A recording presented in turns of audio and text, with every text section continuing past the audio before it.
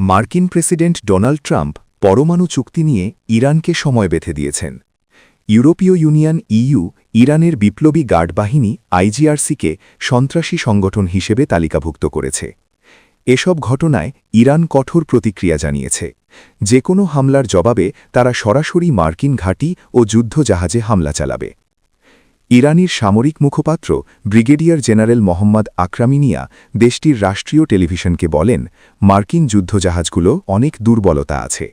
এছাড়া উপসাগরীয় অঞ্চলে থাকা অসংখ্য মার্কিন সামরিক সরঞ্জাম ইরানের মাঝারি পাল্লার ক্ষেপণাস্ত্রের আওতার মধ্যেই রয়েছে। এদিকে তেহরান থেকে আল জাজিরার সাংবাদিক আলী হাশেম জানিয়েছেন, আঞ্চলিক দেশগুলো ইরান ও যুক্তরাষ্ট্রের মধ্যে মধ্যস্থতা করার চেষ্টা করছে, যাতে একটি চুক্তিতে পৌঁছানো যায়। কিন্তু যুক্তরাষ্ট্রের শর্তগুলো নিয়ে সমস্যা রয়ে গেছে। ডোনাল্ড ট্রাম্প চাইছেন ইরান যেন পুরোপুরি পারমাণবিক কার্যক্রম ও ইউরেনিয়াম সমৃদ্ধকরণ বন্ধ করে, সেই সঙ্গে তাদের ব্যালিস্টিক ক্ষেপণাস্ত্রের সংখ্যা ও পাল্লা কমিয়ে ফেলে।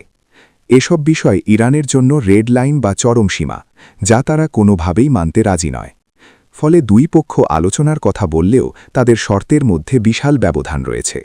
বর্তমানে সেই ব্যবধান ঘুচিয়ে কোনো সমঝোতায় আসার সম্ভাবনা খুব কম দেখা যাচ্ছে।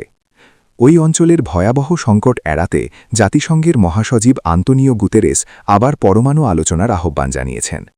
কাতার নিউজ এজেন্সির তথ্যমতে কাতারের আমির Sheikh Tamim bin Hamad Al Thani ও ইরানের প্রেসিডেন্ট মাসুদ পেজেশকিয়ান ফোনে কথা বলেছেন। তারা মধ্যপ্রাচ্যে উত্তেজনা কমিয়ে স্থিতিশীলতা ফিরিয়ে আনার বিষয়ে আলোচনা করেন।